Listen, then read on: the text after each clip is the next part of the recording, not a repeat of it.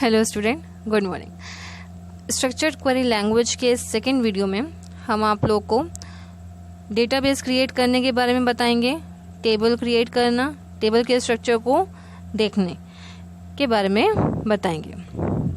Let's continue with SQL structured query language commands, जिसमें हम लोग डेटाबेस क्रिएट करने से स्टार्ट करेंगे। टेबल क्रिएट करने से पहले हम लोग को डेटाबेस क्रिएट करना होता है।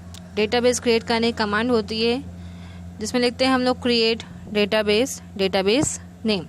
जिस भी आप लोग को नाम से डेटाबेस बनाना है वो नाम लिखना होता है। For example create database office, तो वो क्या करेगा, यहाँ पर ऑफिस नाम से डेटाबेस को क्रिएट कर देगा।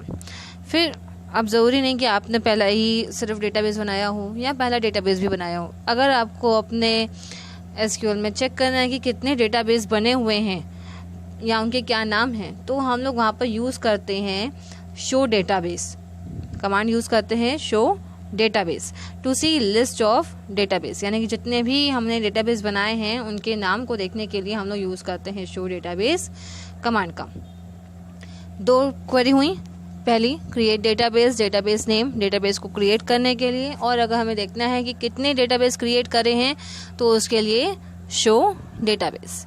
अब यहाँ पर डेटाबेस जैसे हमने क्रिएट करा, अब उस डेटाबेस को हमको यूज़ करना है, तो हम लोग यूज़ करेंगे यहाँ पर कमांड यूज़ डेटाबेस नेम, यानी कि यूज़, मैंने डेटाबेस बनाया था ऑफिस नाम से, तो यूज़ ऑफिस, तो यहाँ पर हमारा डेटाबेस यूज़ हो जाएगा। लेकिन मैं एक चीज़ जोड़ना चाहूँगी कि यहाँ पर जो डेटाबेस है वो एक तरीके से आपका फोल्डर या डायरेक्टरी के जैसे वर्क करेगा, जिसके अंदर आप लोग जितने भी टेबल्स बना के रखना चाहें उसको वहाँ पर आप टेबल्स को क्रिएट कर सकते हैं। अब स्टार्ट करते हैं हम लोग टेबल को क्रिएट करना।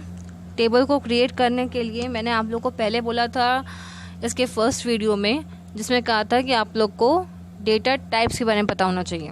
डेटा टाइप्स मैंने शॉर्ट में इंट्रो दे रही हूँ, जैसे int integer value, float decimal values के लिए, कैर नंबर ऑफ कैरेक्टर्स के लिए, वैर भी number of characters and numeric value, या यूँ कहें अल्फा न्यूमेरिक वैल्यू के कॉम्बिनेशन को स्टोर करने के लिए यूज़ करते हैं। Date and time data types भी होते हैं जिसका यूज़ हम लोग डेट एंड टाइम स्टोर करने के लिए कर सकते हैं। चलिए टेबल क्रिएट करते हैं। तो टेबल क्रिएट करने के लिए कमांड क्वेरी यहाँ पे लिखी हुई है, create table name, col name, ये col name it means column name, data type it size, फिर comma column name, data type, size. तो ये हम लोग को जितने भी कॉलम्स एक टेबल में बनाने हैं वो कॉलम नेम देंगे, उसका टाइप बताएंगे और उसके साथ हम लोग वहाँ पर साइज लिखेंगे। साइज मतलब हम लोग ये बताएंगे कि उसमें मैक्सिमम कितने number of letters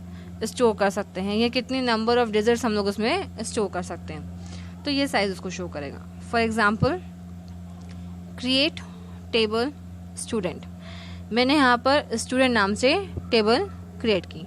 create table student, roll number के लिए इंट इंटीजर टाइप की वैल्यू होगी, मैक्सिमम वहाँ पे वो 4 डिजिट को स्टोर कर सकता है, तो रोल इंट ब्रैकेट में 4।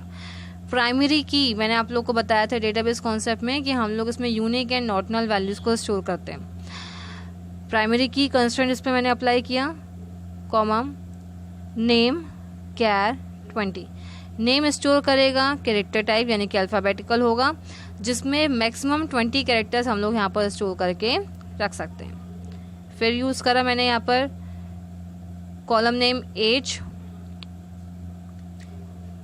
एज इंटीजर टाइप, जिसमें हम लोग 2 डिजिट को स्टोर कर रहे हैं, यानी कि एज जो होगी वो 2 डिजिट में शो करेगा। फिर सिटी कैर, मतलब सिटी का नेम कैरेक्टर्स वैल्यू में स्टोर होगा, अल्फ़ाबेटिकल वैल्यू, जिसकी मैक्सिमम जो नंबर ऑफ कैरेक्टर्स होंगे वो 10 होंगे। अब जो हम लोग क्वेरी लिखने के बाद एंटर करते हैं, क्वेरी सक्सेसफुली कंप्लीट हो जाती है, विदाउट एनी एरर कंप्लीट हो जाती है, तो वहाँ पर लिख कर आता है क्वेरी ओके। देखिए नीचे एग्जांपल लिखा हुआ है, क्रिएट टेबल स्टूडेंट, रोल लिखा, डेटा टाइप इंट 4, प्राइमरी की नेम कैर 20, एज इंट 2, सिटी कैर 10।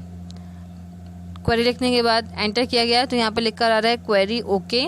Zero row affected. Zero row affected मतलब कि यहाँ पे सिर्फ आपका टेबल का स्ट्रक्चर क्रिएट हुआ है, कोई रिकॉर्ड इंसर्ट नहीं हुआ है। एक टेबल का स्ट्रक्चर बन गया कि एक टेबल मेरी स्टूडेंट नाम से होगी जिसमें हमारे 4 कॉलम्स होंगे, column roll number, name, age and city.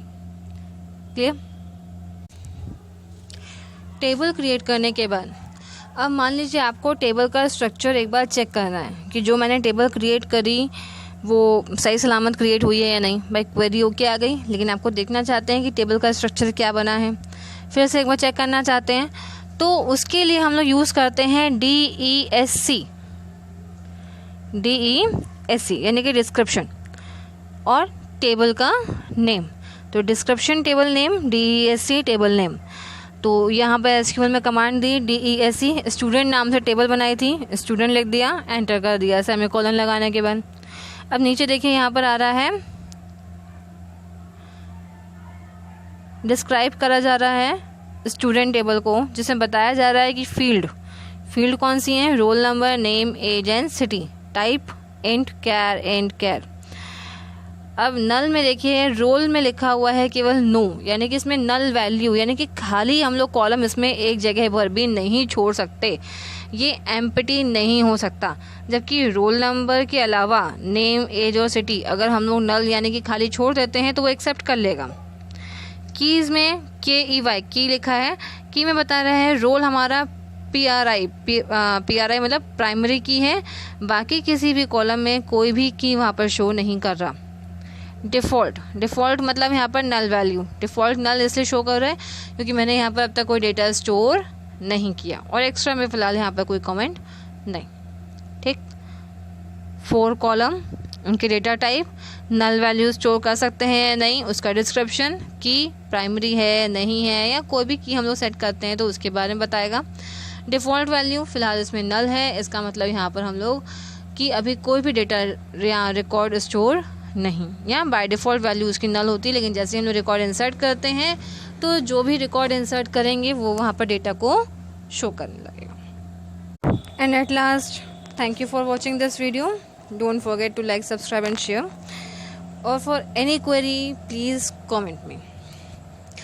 और इनकी फर्दर क्वेरीज़ के बारे में, यानी कि स्ट्रक्चर्ड क्वेरी लैंग्वेज की फर्दर क्वेरीज़ के बारे में नेक्स्ट वीडियो में देखते हैं।